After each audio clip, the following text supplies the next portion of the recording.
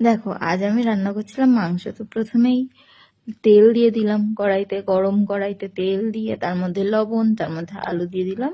আর আলুটা আমি ভালোভাবে ঢেকে ঢেকে যেন সেদ্ধ হয়ে যায় আর লাল লাল করে ভাজা হয় সেরকম ভাবে ভেজে নিলাম। তো আমি একটা বাটিতেই যে আলুগুলো তুলে নিয়ে এখন দিয়ে দিলাম ওই তেলের মধ্যেই পেঁয়াজগুলো একটু হালকা লাল লাল ভাজা হওয়া পর্যন্ত আমি ভাজছিলাম। তার মধ্যে দিয়ে দিলাম আমি মশলা, মাংসের জন্য যে মশলাটা করেছিলাম।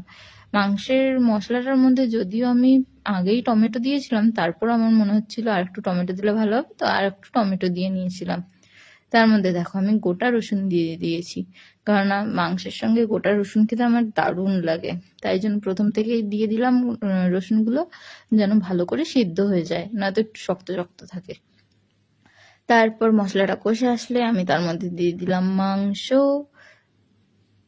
তারপর আমি ভালো করে কষে নিচ্ছিলাম মাংসটা আরো ভালো করে। দেখো এখনো ঠিকঠাক ভাবে জল ছাড়েনি, তাই আবার খানিকক্ষণ আমি ঢেকে রেখেছিলাম। তো তারপর এতটা জল বেরিয়েছিল সেই মাংস থেকেই।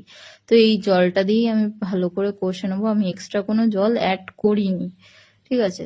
তো তারপর দেখো একটু ধনে গুঁড়ো দিয়ে দিলাম, তারপর দিয়েছিলাম একটুখানি গ্রিন চিলি সস। তারপর ভালো করে কষে নিচ্ছি আমি আবার মাংসটাকে। মাংসটা ততক্ষণ কষে নিয়েছিলাম যতক্ষণ না একদম কড়াইয়ের সঙ্গে লেগে লেগে যায় বা তেলটা ছেড়ে আসে। তো দেখলাম হয়ে গেছে প্রায় আমার মাংস। তো তারপর দিয়ে দিলাম জল। খানিকক্ষণ পর ঢাকা তুলে দেখছি যখন ফুটে এসছে, তখন আমার একটা স্পেশাল মশলা, গরম মশলাই দিয়ে দিলাম। তো তারপর দেখো